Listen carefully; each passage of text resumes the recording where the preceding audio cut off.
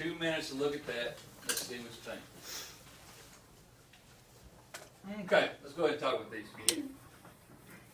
What does it mean to be the solution to a system of equations? Okay. Morgan, what you got? It means that you're where the two lines intersect. It's the point where two lines intersect. Point where two lines intersect. Who agrees? Anybody disagree? In fact, anybody add on to that? Jackson? It's the solution that makes the statement true. What do you mean by that? You can plug in numbers and you make both equal out. Say it was like 2x minus 1 equals 4. Then if the solution was 1, like if the solution was 1, 0, no, that's not good.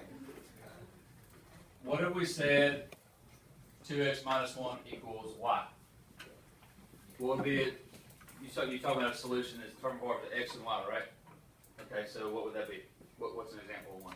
Like 4, like the solution maybe would be 4, 2 or something like that. So if I said 4, 2, okay, is that going to work? Well, if I plug in 2 and I substitute for 4 minus 1, Equal. what's that going to equal? It's not equal, it wouldn't make the statement true, so that would be. So that wouldn't make the statement true. How can we adjust it to make it true? The point would be 4, 7. So the point would be changed to 4, 7. Okay. So it's now 4, 7. So 4, 7 is the solution to this equation, right? So what would make it the solution to a system of equations? If you had another system where, well, if you had another function to where it would equal 4, 7. Okay. Can we come up with one? So another function where the input would be 4 and the output would be 7.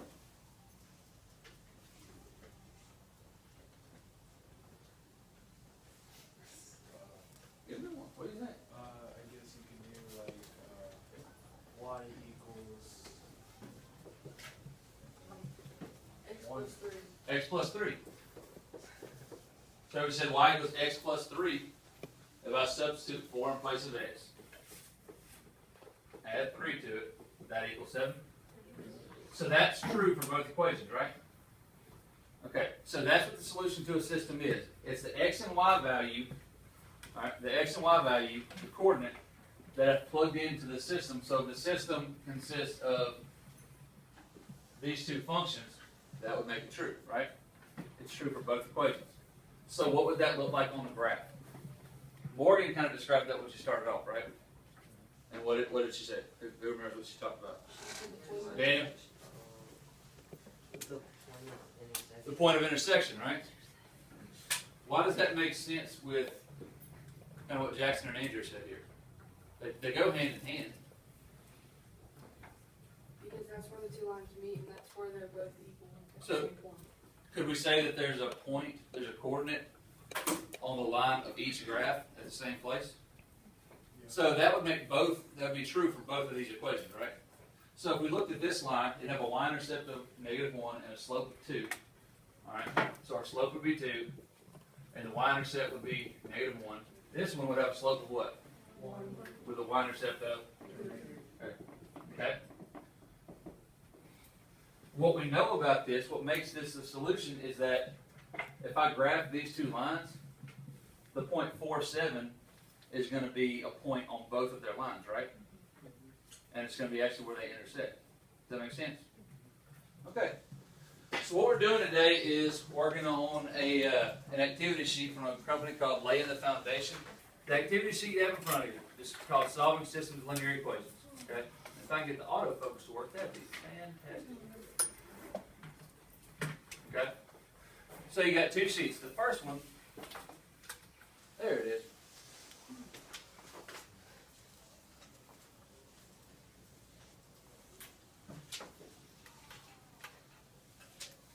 There we go. Okay. So the first sheet looks like this. You've got 8 questions, okay, and then you've got a 9th question down the bottom. And the 8 questions are asking you to graph and shade the region to determine the area of the region. All right. So what you're going to do is you're going to solve systems, okay? But we're going to look at the systems in a little bit different way, okay? We're going to look at systems in a little bit different way. You've got an activity sheet here after that that's got coordinate planes. Notice the scales are a little bit different. Okay? This one in particular, it's going by ones, but it gives you very rectangular boxes, right? So instead of looking at a grid that's a 1 by 1, this looks like, this is still a 1 by 1, but the units look different, right? Okay. So what we're going to do is we are going to solve the systems here. Okay? We're going to solve these systems. But it's going to be a little bit different than how we usually see our solution to systems. We talk about being where the points intersect. Some of these, for example, number 2. Okay? How many functions make up that system? 4. 4. So you've got 4 functions that make up this system. That's multiple solutions, right? You have multiple points of intersection. So what we're going to do is you're going to graph these functions. You're going to work with your shoulder partners. You're going to graph these functions. You're going to check them when you graph the calculator if you need to. Okay? But whenever you graph these, you're going to see a figure enclosed. You're going to shade that figure and calculate its area. Okay? You might have triangles, you might have trapezoids, rectangles, but you're going to be calculating its area. Alright? When we measure area, what is that? That is a space within a 2D object. The space inside a 2D object, how do we measure it? You do That's the way to calculate it. How do we measure it though? Oh, unit squared. Unit squared. Why unit squared? No? Why unit squared? Because we don't have inches or anything like No, it looks different now. Alright, Morgan, what were you saying? that. Because I didn't know we don't have like an exact unit of measurement. What if we don't have unit measurement? Why is let's say we do. Let's say it's all inches. Why is it inches squared or feet squared or miles squared? Because it's a square. Because anybody else? Anybody besides Andrew? He's been rock and rolling this morning. Anybody else? Thompson, what do you think? Maybe. We're measuring the space inside a two-dimensional object, like Andrew said, right?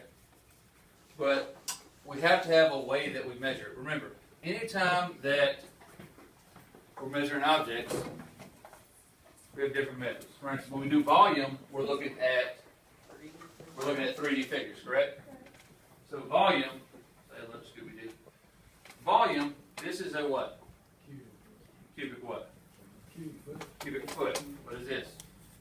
A cubic meter. Cubic meter, cubic yard. Pretty close. It's actually a cubic yard. All right, unless my measurements are a little bit off, which they very well could have been. Okay? But remember, volume talks about the space inside a three-dimensional object. And we measure that with cubes, right? The cubic units. So how many cubic feet would fit inside this cubic yard? You recall? About 7. 27. 27. Okay? Somebody besides Andrew tell me his wife's 27.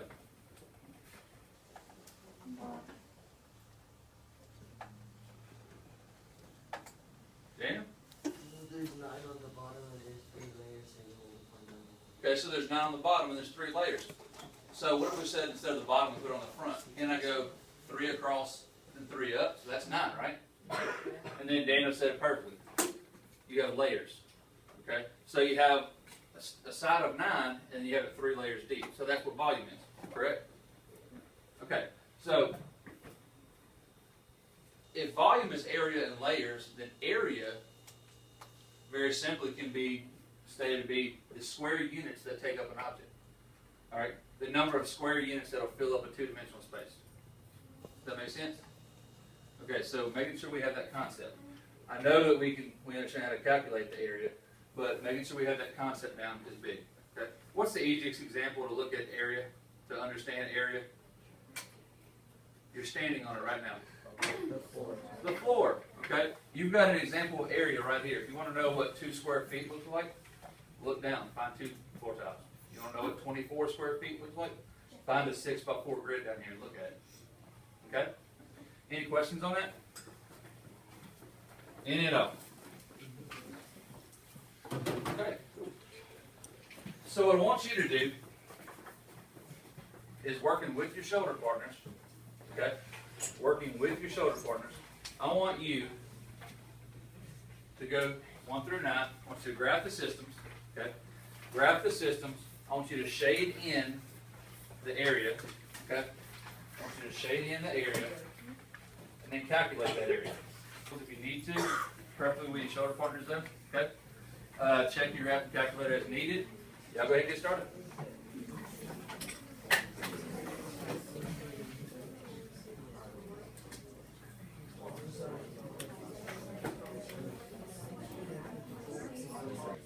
So with that figure, do you have any ideas on how you're going to find the volume there?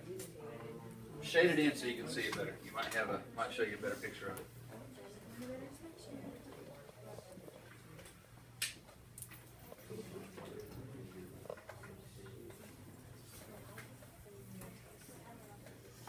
There you go.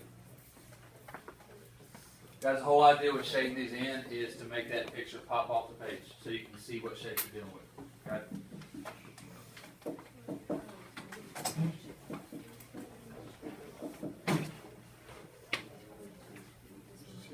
Yes, sir.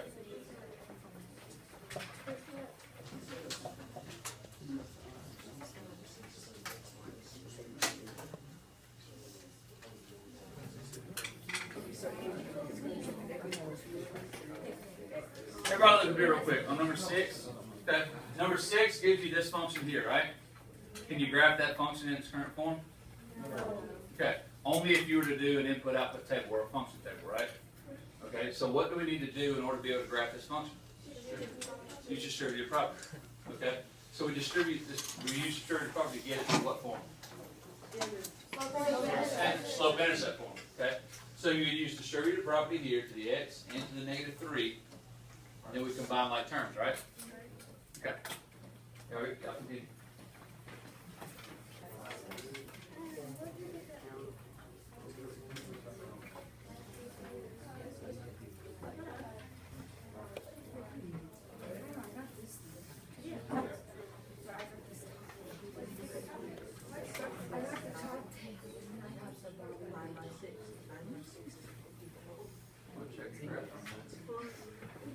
What do we have?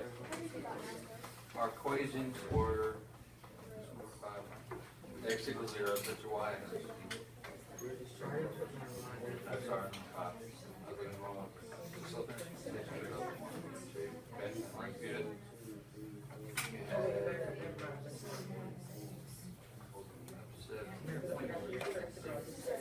That's good.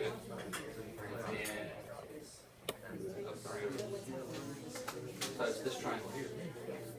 Just that one. Now, when you're calculating area, okay, I've heard 3 times now which one's the base, which one's in the height. Does it matter? Why?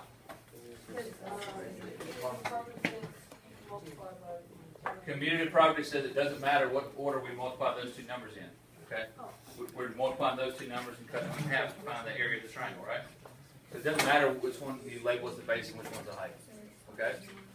Commutative property says it doesn't matter. Good job, Jackson.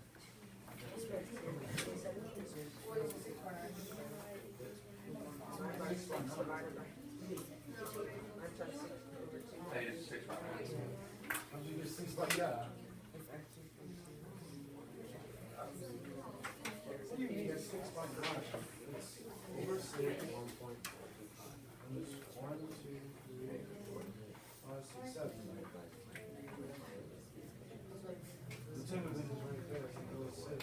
To properly identify the base and height.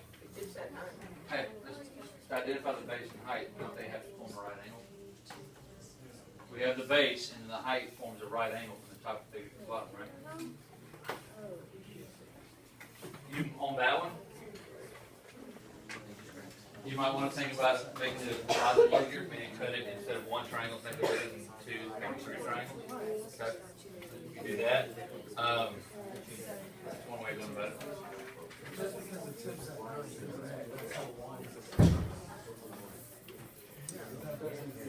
that doesn't make sense. Sorry. Okay, so just because they don't, Yes. tips at 9, That's the line where x is always 0 on the y-axis, right? No matter what the y-axis, no matter what the coordinate on the y is, the x is always 0. before the curve is like this, it's longer.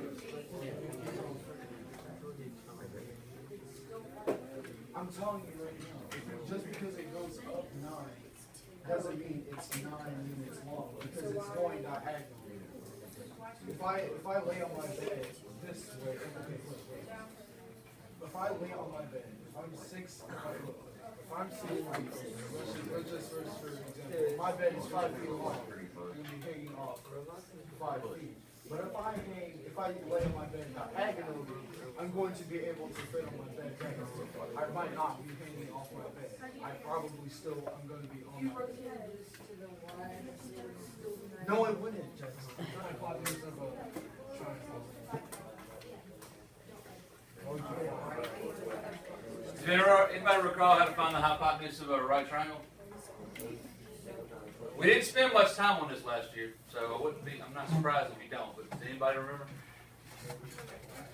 Okay, mini lesson then. If I have a right triangle, okay? If I have a right triangle, how many sides is it created of? 3. Okay. We have side A, B, and C. If you recall, C is called the hypotenuse. Okay? C is called the hypotenuse. Now, do you remember what the formula was called for this? Pythagorean theorem. Good. Okay. The Pythagorean theorem. Pythagorean theorem. All right. The formula for this very simple. A squared plus B squared would equal C squared. Okay. So the sum of the squares of A and B would equal the square of C. Right. Okay. So it would be like if I said I've got a right triangle with side lengths of 2 and 3, but I don't know if the not 2 and 3. Let's say 3 and 4. Okay, and I'm looking for the hypotenuse. I'll say, okay, well I've got 3 squared plus 4 squared would equal C squared, right? Yes. Well, 3 squared is 9. 4 squared is 16. So 25 equals C squared. How do I find what C is? A squared. Find the square of Find the what? The The square what? the square of 25. The square what of 25? Root. Square root. Okay? Remember, we don't want to know what C squared equals, right? We want to know what C equals. Okay? So if the goal is to get this to C, what did I just do? Didn't I find one of the 2 equal factors of C squared? I do that by calculating the square root. So what's the square root of 25? 5. Okay. That was one of those 8th grade skills that kind of gets touched over when we do advanced math and move to algebra 1. Okay, and we kind of have to filter it back in throughout the year. Okay. Number 9, let's look at it. I'm sure you can find it. I love that show. A lot of times we overlook it. You're going to show us that. Shaded in, I'm still in your work. Let's talk about just a couple of these. Let's see. Let's look at the first couple, number 1 and number 2. Okay, we're still in yours. Okay. So, number 1 and number 2. Just talk me through your work. What do we do?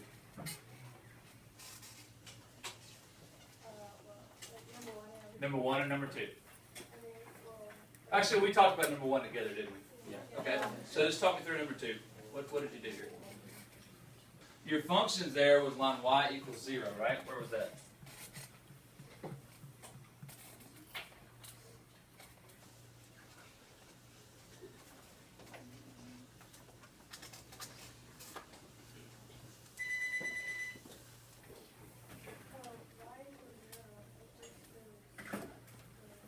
Okay, so y equals 0 was your x-axis, which means what was that line? Line x equals 0 should be what? What? Y-axis. Very good. Okay, and we have line x equals 6, which we know is this vertical line here. Okay, so this next one, we have y equals 1/3 times x minus 3 plus 4. We put that in slope-intercept form. Is this correct? Do you agree with it? Very good. Shaded here. So we have what shape there? Trapezoid, very good. How do you find the area of a trapezoid? A equals half of base 1 times base 2 times height. Okay. I love that she's got both of these examples here. Okay. Love that she's got both of these. Did anybody calculate the area of a trapezoid a little bit differently? Andrew, Did the triangle. you generally Daniel, did you, what did you say? You did the triangle. Yeah, I just did a triangle. You did a triangle? So how did you do the triangle? What I do you mean? kind of just at 3, I just drew a line, and I just made a triangle and a rectangle. So at the bottom half, So at y equals 3 is where you drew your line? that's where I drew my Okay. line. And I just Does anybody else see it that way? It's kind of interesting. A lot of times if we struggle to see the trapezoid formula, we can break it down that way and show it as a rectangle and show it as a rectangle and triangle. Does that make sense? Okay, and let me see yours. Number 6. Number 6 was kind of a tricky one for a lot of us. Okay? Number 6 was a tricky one. Yes, number 5. That's what I meant. Number 5. Okay. How do you calculate the area there? But what's the base? Base is 8. How do you know? More than 8. What's the height?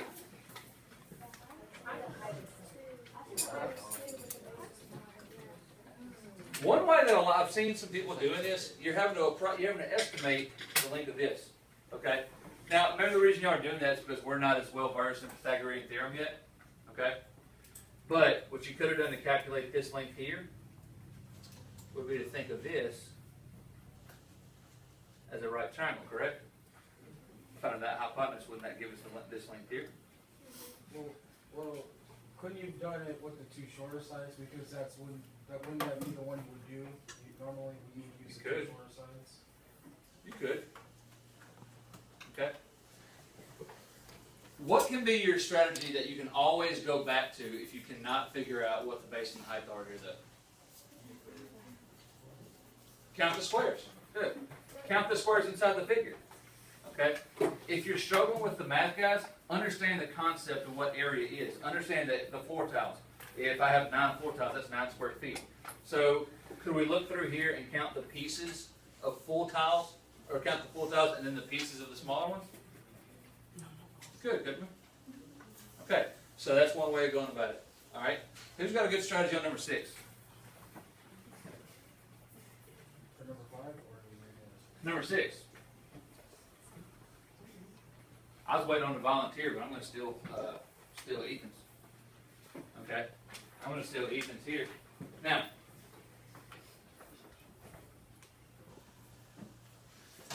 Ethan's playing shy this morning. What did he do? Divide the triangles in half. Divide the triangles? Well, not necessarily in half, but he cut it into 2, right? With the vertical line that's drawn here, doesn't this show 2 right triangles? Can we calculate the area there? Very good. Number 7.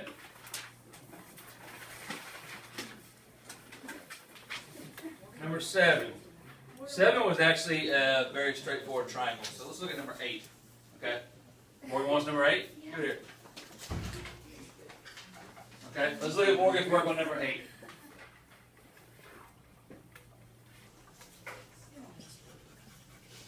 Okay?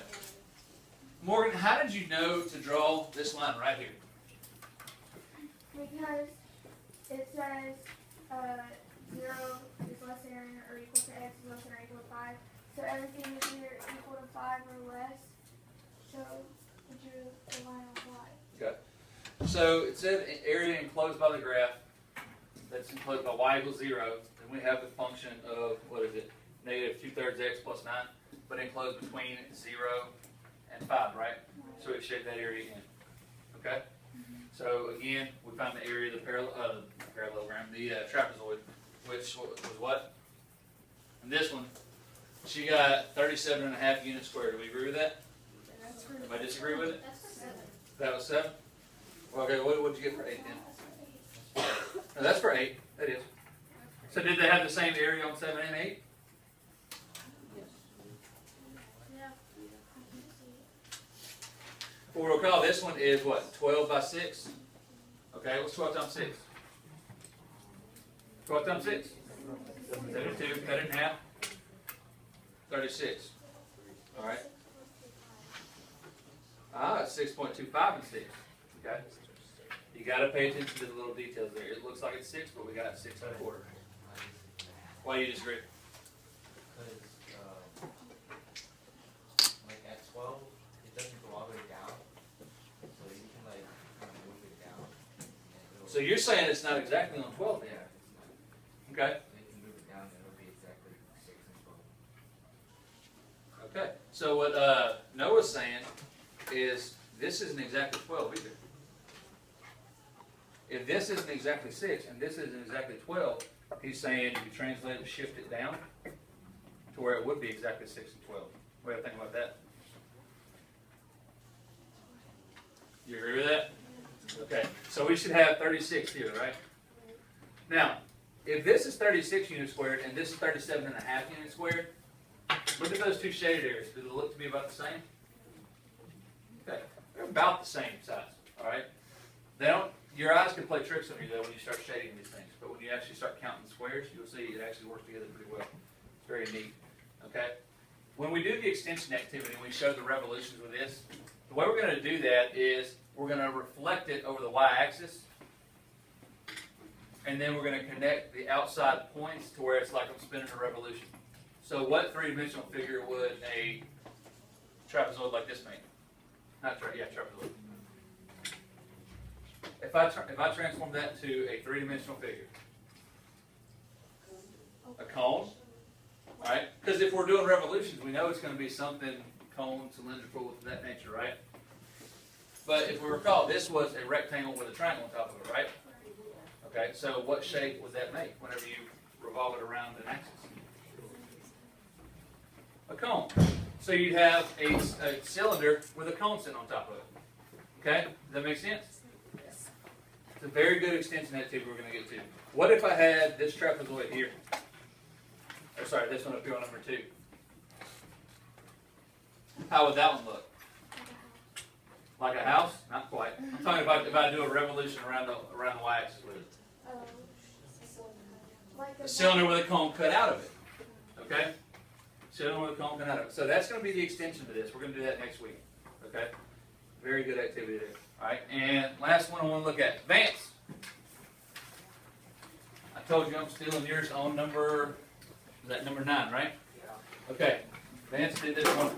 Okay.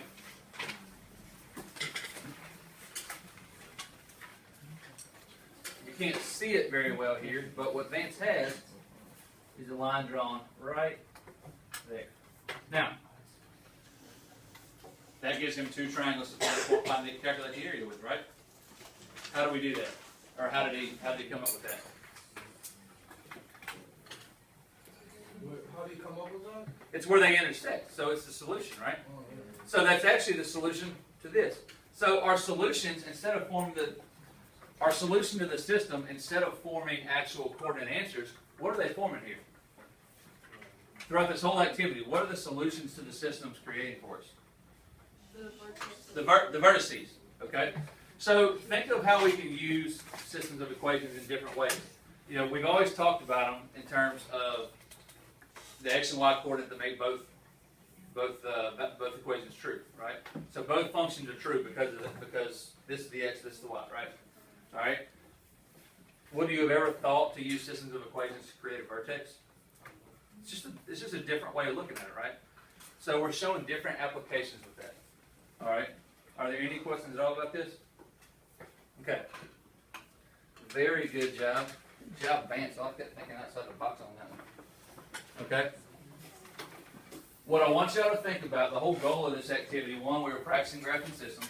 Okay. We're going to go back and revisit an area. All right. I don't think we did composite area in the first semester last year. Okay. So we're revisiting area. We're going to use this same skill to go back and revisit volume. All right. And also we're showing that systems can be applied in a lot of different ways. All right. Any questions on that?